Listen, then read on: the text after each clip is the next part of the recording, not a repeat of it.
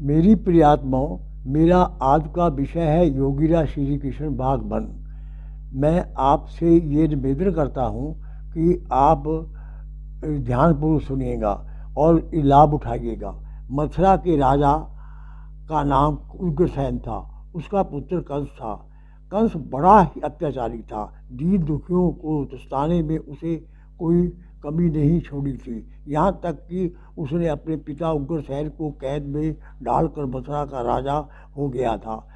मथुरा के कुछ दूर यमुना पर गोकुल नाम का एक गांव था। वहाँ सूरसेन नाम एक जिमीदार रहता था।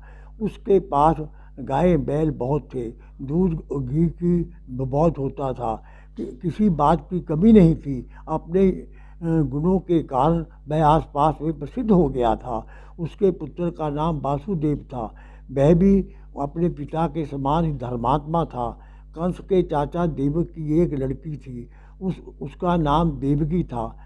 जब वह विवाह के योग्य हुई तब कंस ने अपने चाचा को सलाह दी कि देवी का विवाह वासुदेव से कर दे। देवक ने यह संबंध स्वीकार कर लिया और उसने देवकी का विवाह वासुदेव के साथ कर दिया। विवाह के बाद बारात विदा हो रही थी कि उस समय कंस अपनी बहन को पहुँचाने गया।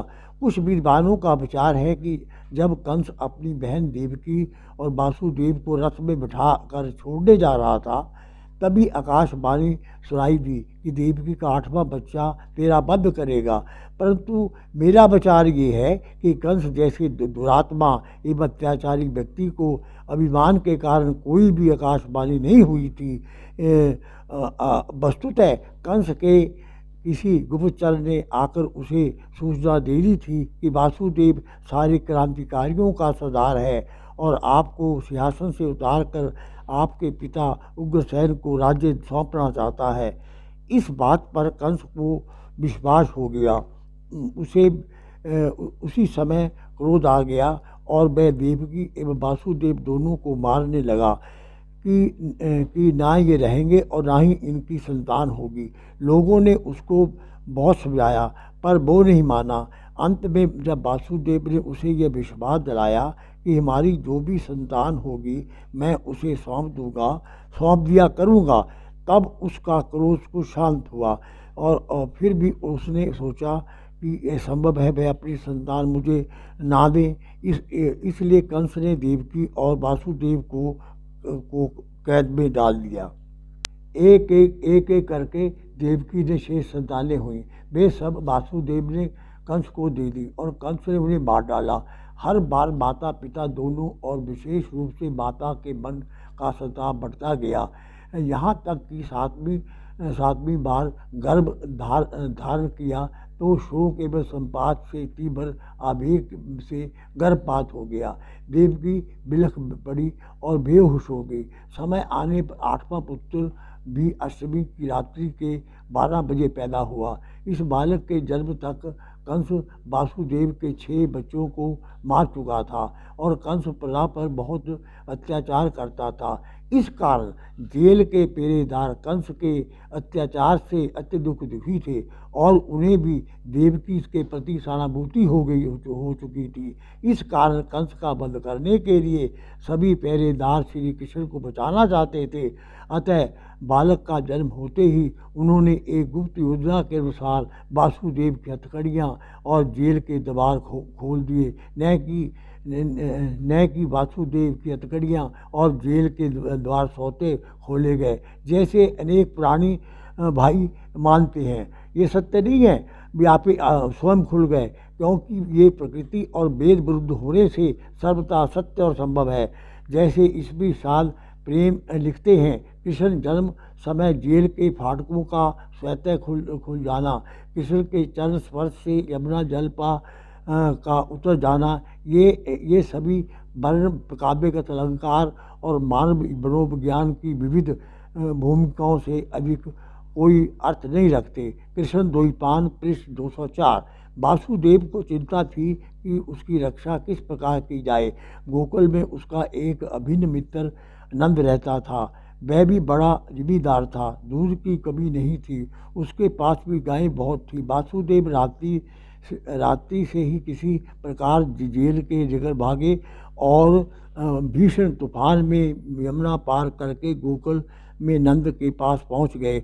उसी रात नंद के एक लड़की पैदा हुई थी। नंद की स्त्री का नाम यशोदा था। यशोदा अपनी लड़की वासुदेव को दे दी और वासुदेव का लड़का अपने पास रख लिया। इस प्रकार नंद बाबा और यशोदा ने अपनी पुत्री का बलिदान देकर राजहित के लिए एक महान कार्य किया और इस महान बलिदान को राज सदा याद रखेगा। वासुदेव वासुदेव उसी रात ही गोकुल से वापस मथुरा जेल में चले गए और प्रातः होते ही बच्चा पैदा होने का समाचार कंस को मिल गया। कंस बड़े हर्ष के साथ आया और उसने उस लड़की को उठाकर धरती पर पटक दिया। उसी समय कंस के हृदय में आवाज़ आई कि तुझे मारने वाला पैदा हो चुका है।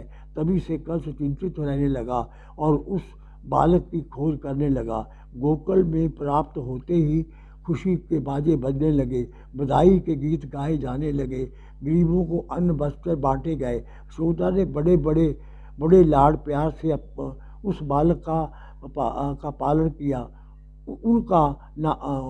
उसका नाम कृष्ण रखा गया। उस बालक को दूध दही खाने का बहुत शौक था। वह दूध खाता पीता और ग्वालों के बालकों के साथ खेलता। उसका शरीर बड़ा बलवान हो गया। वह बचपन से बड़ा वीर। कंस को कृष्ण का पता लगा तो उसने उसे मारने के लिए उपाय किए, किंतु सब व्यर्थ। कृष्ण सदा सब प्रकार का कृष्ण सबका भला चाहते थे, दुखियों की रक्षा भी करते थे। इसलिए सब गोकुल वासी श्री कृष्ण से प्रेम करने लगे और यह चाहने लगे कि श्री कृष्ण गोकुल से कभी न जाएं। जब श्री कृष्ण कुछ बड़े हुए तो नंद ने सोचा श्री कृष्ण जैसा वीर और बलवान है वैसा विद्वान होना चाहिए। इस विचार से उन्होंने कृष्ण को काशी के संदीपन ऋषि के आश्रम में विद्याधन के लिए भेज दिया। संदीपन ऋषि के आश्रम में धनी और निर्धन सभी प्रकार के सैकड़ों छात्र विद्या पढ़ते थे। उनमें सुदामा नाम का एक छात्र था। वह बहुत ही निर्धन था। श्री कृष्ण ने उससे मित्रता हो गई। दोनों सदा साथ साथ रहते थे। एक दिन गुरु ने दोनों को वन में लकड़ियां लेने के लिए भेज दिया। वहाँ बहुत जोर से आंधी आई और मूसलाधार वर्षा होने लगी। दोनों वृक्ष के नीचे सुगड़ कर बैठ गए और सर्दी से कांपने लगे। सुदामा ने अपने वस्त्र उतार कर कृष्ण को उड़ाए और श्री कृष्ण ने अपने वस्त्र सुदामा को दिए। रात भर दोनों उसी वृक्ष के नीचे रहे। प्रातः होते ही लकड़ियाँ लेकर गुरु की सेवा में पहुँचे। अब से दोनों की मित्रता बढ़ गई। दोनों के साथ ही रहे और पढ़ने लगे। श्री कृष्ण और बलराम दोनों भाई बलवान और विद्वान थे। चारों ओर उनके धाक जम गई।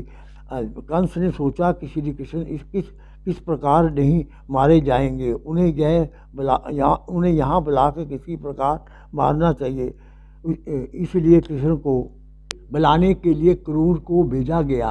क्रूर बहुत सज्जन थे। वह श्री कृष्ण को ले जाना नहीं चाहते थे, किंतु कंस के भय से उन्हें ऐसा करना पड़ा। मजबूरी में कई दफ़ा करना पड़ता है। श्री कृष्ण क्रूर और बलराम कंस के दरबार में गए। वहाँ कंस के योद्धाओं के साथ भयानक युद्ध हुआ। अंत में श्री कृष्ण ने कंस को मार डाला। कंस की मृत्यु से सबको प्रसन्नता हुई। सब कैदी छोड़ दिए गए और उग्रसेन को फिर से सिंहासन पर बैठा दिया गया। राजा उग्रसेन पहले के समान धर्मपूर्वक राज्य करने लगे। कंस की मृत्यु से उसके ससुर जरासंध को बड़ा दुख हुआ। वह भी इसके शरीर और बलराम से उसका बदला लेना चाहता था।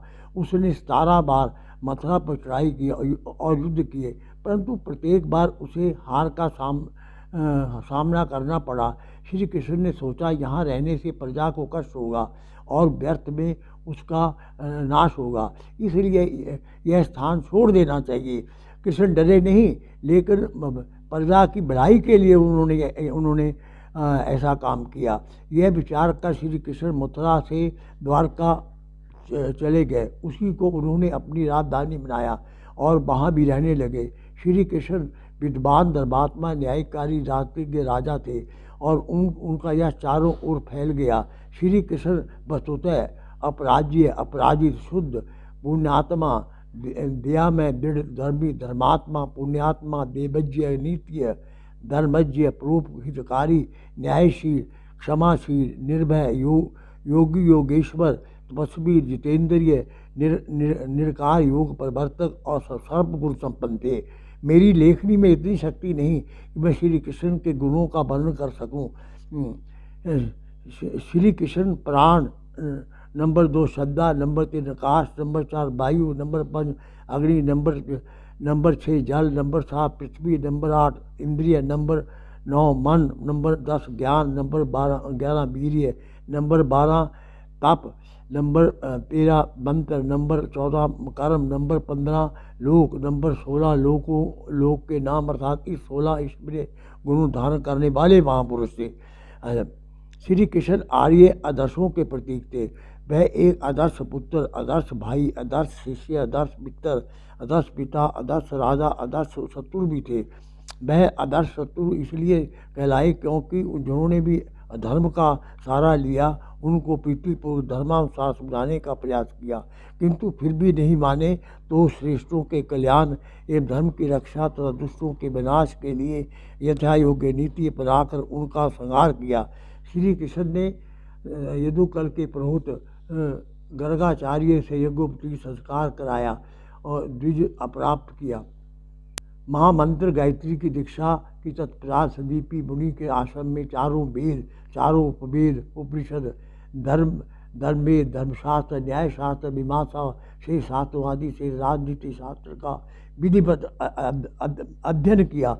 श्री कृष्ण का विवाह विदर्भ राज्य के शासक भीष्म की पुत्री रुक्मिणी के अनुरोध से हो, जो कि श्री कृष्ण के गुण, कर्म, स्वभाव और शौर्य रूप को की प्रशंसा सुन चुकी थी। इतिहास इस बात का साक्षी है कि विवाहोपरांत स्वयं रुक्मिणी ने भी श्री कृष्ण से उनके समान और पराक्रमी बुद्धिमान पुत्र की प्राप्ति की कामना की। पति पत्नी ने 12 वर्ष तक कठोर ब्रह्मचर्य बरदान करके प्रद्युम्न जैसा पुत्र उत्पन्न किया, जो हर प्रकार से कृष्ण जैसा परिपूर्ण था और जिसने कृष्ण की गैरहाजिरी में द्वारका की रक्षा की। महाभारत के सौप्तिक पर्व में स्वयं श्री कृष्ण ने अपने पुत्र और रुक्मिणी की तपस्या ब्रह्मचर्य का वर्णन किया है। श्री थी प्रिय रुक्मिणी एक पत्नी, पर ब्रह्म विवेक विचारणी, स्नेह में सुख शांति दायिनी, पतिव्रता धर्म मारणी।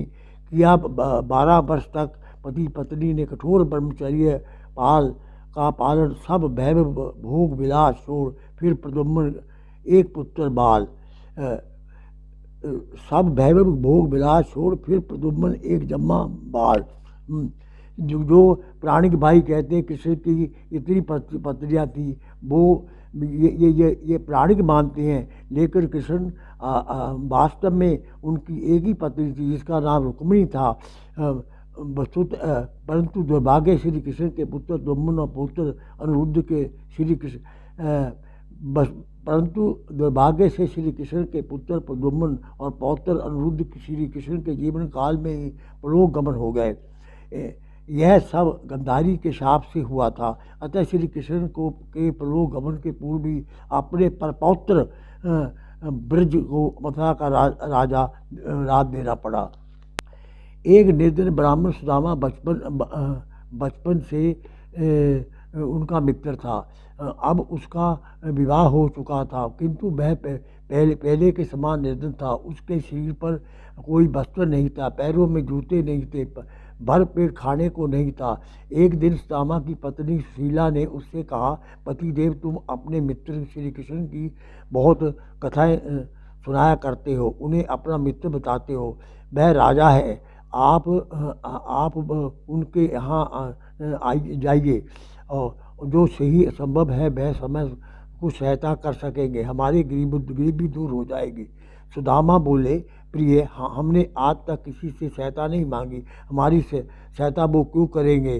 अपनी स्त्री से बहुत समझाने बुझाने पर सुदामा श्री कृष्ण वो मिलने के लिए द्वारका चले गए। चलते समय उसकी स्त्री ने एक फटे पुराने कपड़े में पोटली में थोड़े से कच्चे चावल बांध दिए। सुदामा ने बड़ी पोटली बगल में दबा ली और फटे फटे कपड़ों से नंगे पैर चलते चलते द्वारका पहुंच गए। तब उन्होंने द्वारपाल से श्री कृष्ण का पता पूछा और उसका नाम सुदामा बताया। द्वारपाल ने अंदर जाकर श्री कृष्ण से कहा। सुदामा का नाम सुनते ही श्री कृष्ण भाग कर आए और बड़े प्रेम से उनके साथ मिले। श्री कृष्ण का हृदय हर्ष से विभोर हो गया। अपने साथ ले जाकर सुदामा को राज शासन पर बैठाया और श्री कृष्ण ने उनके चरण स्वयं अपने हाथों से धोए और उनको स्नान आदि कराने के बाद स्वच्छ वस्त्र पहनाए। उनका बहुत आदर सत्कार किया। इससे पूर्व भी श्री कृष्ण ने सुदामा से पूछा, भाभी ने हमारे लिए क्या भेजा? सुदामा बोले, हम निर्जनों के पास क्या है जो आप जैसे राजों के लिए ला सके। ऐसा कहते कहते शर्म के साथ सुदामा चावलों की पोटली छिपाने लगा, किंतु श्री कृष्ण समझ गए कि पोटली में अवश्य कुछ है और शर्म के कारण वह नहीं दिखा रहे। दोनों में सीना झपटी हो गई।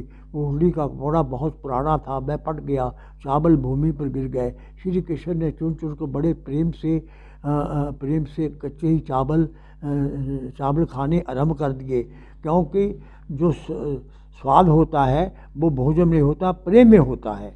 अच्छा, बहुत दिनों के बाद मिलने के कारण ही श्री कृष्ण ने कई दिन तक सुदामा को अपने महलों में बिठाया और उनसे बाल्यकाल की सब बातें, वह पुरानी मित्रता उन्हें याद आ गई। श्री कृष्ण ने सुदामा की बहुत सहायता की, अन्न वस्त्र धन दिया, उनके मकान ही पक्के बना दिए। सुदामा को अब किसी प्रकार की कमी नहीं थी। श्री कृष्ण ने इस बात की चिंता नहीं कि कब वे राजा हैं और सुदामा एक निर्धन ब्राह्मण। उन्होंने अपनी बाल्यकाल की मित्रता नहीं भुलाई। सच्ची मित्रता इसी को कहते हैं। श्री कृष्ण का सारा जीवन सज्जनों की रक्षा, दुष्टों के नाश और धर्म की स्थापना के लिए व्यतीत हुआ। उन्होंने अपने सुख के लिए कोई कार्य नहीं किया।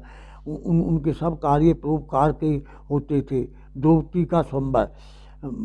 बकासुर को मारने के बाद पांडव वेदाध्ययन करते हुए उसी ब्राह्मण के घर रहने लगे। कुछ दिनों के बाद उसने यहाँ एक सदाचारी ब्राह्मण आया। पांडवों को उसने द्रौपदी के जन्म की कथा और उसके स्वयंवर की कथा मालूम हुई। स्वयंवर का समाचार सुनकर पांडवों का मन बेचैन हो गया। उनकी व्याकुलता द्रौपदी के प्रति देखकर कुंती से कहा, तुम्हारी इच्छा हो तो पांचाल देश चले। सब भाइयों ने स्वीकृति दे और जाने के लिए तैयार हो गए। उसी समय महर्षि व्यास व पांडवों को मिलने के लिए एक चक्रा नगरी में आए। सब उनके चरणों में प्रणाम करके हाथ जोड़कर खड़े हो गए। तत्पश्चात पांडवों ने महर्षि व्यास की आज्ञा से पांचाल देश की यात्रा की। अब अपनी माता के साथ पांचों पांडव तो देश के साथ द्रौपदी के स्वयंवर को देखने के जा रहे थे और साथ साथ चलने लगे। नगर में पहुंचकर पांडवों ने ब्राह्मण के घर अपना डेरा लगाया। यहाँ भी ब्राह्मणों की तरह अपना जीवन व्यतीत करने लगे। स्वयंवर का दिन आ गया। सभा मंडप बनाया गया, अनेक प्रकार के सजाया गया। सबके बैठने के लिए यथायोग्य स्थान लाए गए। स्वयंवर में भाग लेने के लिए देश विदेश से राजा महाराज राजकुमार आए। दुर्योधन, कर्ण, भी कृष्ण, शिशुपाल, भारतवर्ष के सारे राजे विराजमान थे। सब अपने अपने स्थानों पर बैठ गए। पांडवों भी ब्राह्मणों की मंडी में जा बैठे। जब अपने अपने आसन पर बैठे तब द्रौपदी के भाई द्रुपद ने घोषणा की, स्वयंवर के लिए आए सभी राजा तथा राजकुमार लोग ध्यान देकर सुने। ये धनुष है, ये बाण है और ये आप लोगों के सामने लक्ष्य है। आप लोग घूमते हुए सीधर में अभी 5 बाण दोबारा इस लक्ष्य को भेदना है। इस लक्ष्य को भेदना है। जो पुरुष ये महान कार्य करेगा, मेरी बहन द्रौपदी उसी गले में वरमाला डालेगी। ओम शांति।